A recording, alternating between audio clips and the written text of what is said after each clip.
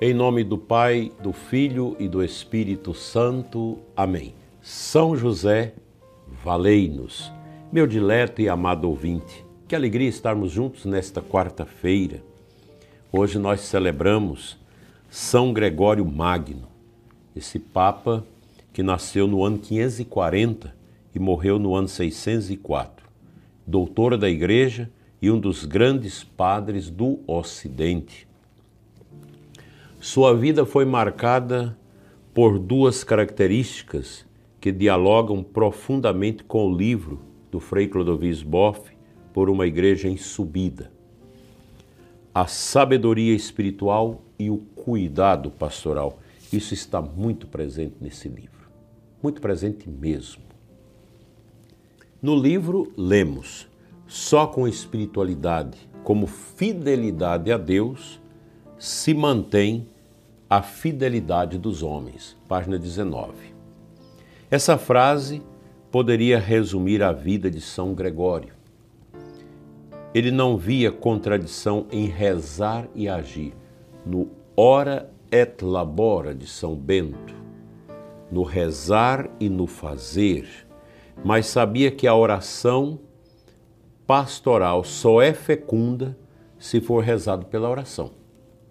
Ou melhor, regada pela oração. E a gente sabe disso. Pastorais que não rezam, serviços de igreja que não rezam, não funcionam.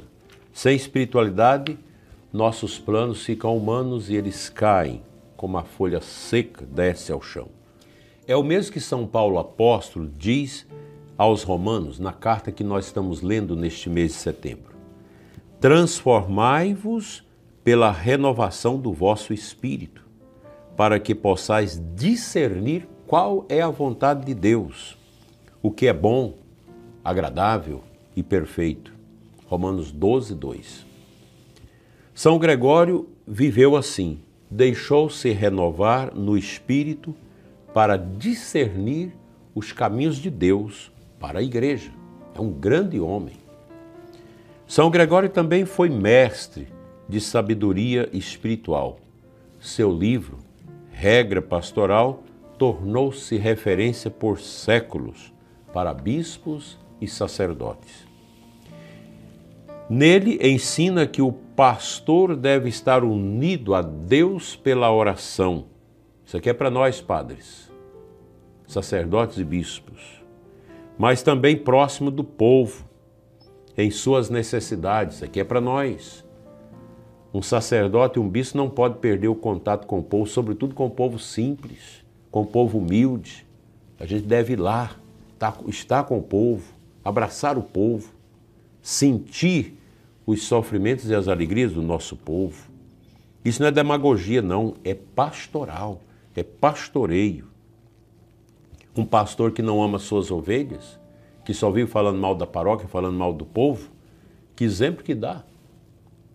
E ele escreve: o pastor deve ser elevado em contemplação, mas também próximo por compaixão. Veja aí, para nós padres, sacerdotes e bispos, elevar o nosso pastoreio na contemplação, é a igreja em subida. E nos aproximar do nosso povo, nas suas diversas situações, por compaixão. É a síntese do verdadeiro ministério. Contemplar para servir. Vamos repetir? Contemplar para servir. Frei Clodovis adverte que a igreja, quando esquece da espiritualidade, corre o risco de cair no ativismo ou na ideologia. Está aí na página 22. Nós enxergamos isso perfeitamente em alguns setores de serviço pastoral da nossa igreja, que enveredaram pelo lado da ideologia, estão aí. Igrejas mortas, pessoas que se cansaram, não foram capazes de ver resultado nos seus trabalhos, ficaram decepcionadas, vocações sumiram, comunidades que desapareceram. Falta de quê? De espiritualidade, de contemplação. Como que você vai servir se você não tem contemplação? Clodovis Boff tem toda a razão aqui. E é isso mesmo. ele foi mordaz com essa frase lapidar para detectar a enfermidade de muitos movimentos e de muitas comunidades. E se o sacerdote teima em viver isso, esquecendo a contemplação, mas só colocando a sua vida no agir, na verborragia de estar falando sempre dessas coisas, vai cansar, não vai adiante. São Gregório Magno, ele é um antídoto para isso, porque sua vida mostra que a verdadeira reforma da igreja começa onde, gente? Pensa aí, meu prezado ouvinte, onde que nós devemos começar a reforma da igreja? Pela santidade e pela vida espiritual dos pastores e fiéis.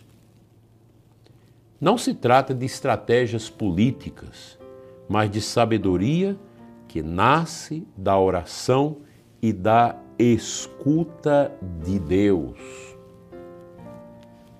Se a gente insere a nossa vida pessoal nesse esquema de contemplar em profundidade para bem servir em profundidade, a vida do padre, a vida do diácono, da religiosa, do consagrado, do homem casado, da mulher casada, do jovem, da criança, tudo modifica. Porque se há contemplação, se há esse deleite com o mistério, não tem como dar errado. Você vai ser uma pessoa humilde, vai ser uma pessoa desapegada. Você vai entender o que é a vontade de Deus na sua vida. E não vai ficar como barata tonta para lá para cá sem saber o que faz, buscando métodos, buscando coisas humanas, sendo que o essencial é desprezado. Nós fazemos isso. Pegamos aquilo que é o centro, que é a espiritualidade, que é Cristo, e colocamos na periferia e trazemos nossos programas para o centro. Isso não funciona. Basta escutar o que o Papa Leão XIV tem falado sobre isso, inclusive para os bispos. Palavras claras. Cristo e a Eucaristia. A centralidade de tudo. O resto é resto. Cristo e a Eucaristia. Cristo que anuncia o reino e fica conosco na divina Eucaristia. Por isso, neste dia, somos convidados a pedir essa graça da intercessão de São Gregório Magno, para que a nossa igreja seja uma igreja que saiba discernir, governar e servir, mas sempre com o coração em subida. Um coração em subida que é alimentado pela oração.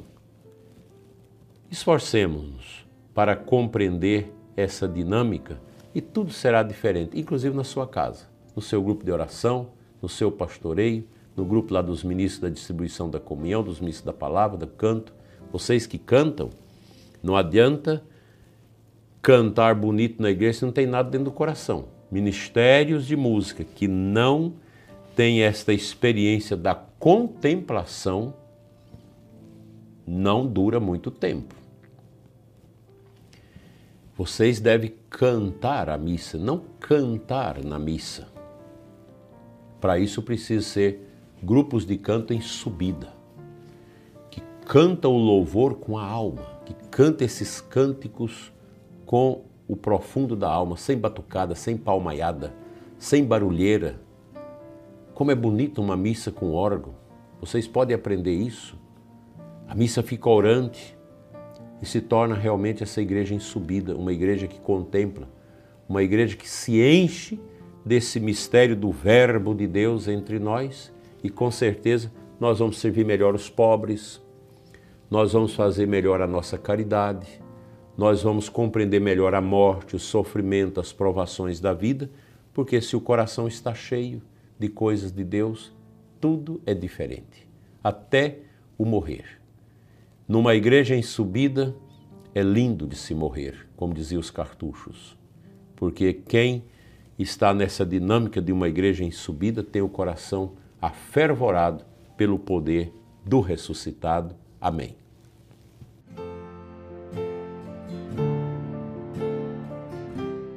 Comento agora rapidamente com você o Evangelho de hoje, Lucas 4, 38 a 44. Jesus cura e anuncia o reino. O Evangelho nos apresenta Jesus saindo da sinagoga e entrando em casa, na casa de Simão. É bem pertinho a casa de Pedro com a sinagoga. Cura a sogra dele. Depois cura muitos doentes, expulsa demônios. Pela manhã, retira-se para um lugar deserto. Para quê? Para lhe rezar. Vemos aqui o equilíbrio perfeito, oração e ação. Jesus passa a noite atendendo os enfermos, mas ao amanhecer busca a solidão para rezar. Quando a multidão o procura, ele responde: é necessário que eu anuncie a boa nova do reino também a outras cidades. É para isso que eu fui enviado. São Gregório Magno viveu esse mesmo equilíbrio. Como monge contemplativo, como papa, ele servia. Jesus é o modelo. Ação que brota da oração. Missão que nasce da intimidade com o Pai. Assim também deve ser a igreja em subida, contemplativa e missionária ao mesmo tempo. Eu confesso para você, ouvinte, que eu fico feliz de ver uns sinais de grande esperança na nossa igreja. Nós estamos vendo uma renascença da espiritualidade na igreja, a renascença católica, o amor, o orgulho, entre aspas, feliz, santo, de ser católico, de amar a igreja, de se misturar com o mistério dos sacramentos da igreja. Essa é a igreja em subida. Uma igreja que contempla, uma igreja que missiona. Ninguém pode dar o que não tem. Se eu não tenho nada dentro do meu coração de espiritualidade, eu vou dar métodos humanos, vou falar ao vento e não vai adiantar nada a minha ação pastoral. Nós, sacerdotes e bispos, precisamos colocar a mão na nossa consciência e pensar nestas coisas.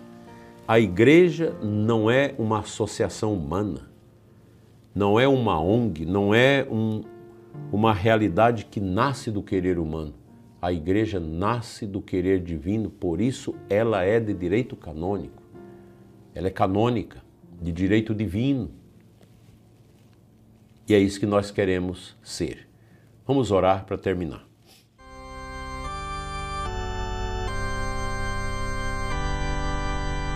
Então, ao celebrar no dia de hoje São Gregório Magno, pedimos que ele interceda por nós, para que sejamos cristãos e pastores cheios de sabedoria espiritual, capazes de unir a contemplação e serviço, oração e ação.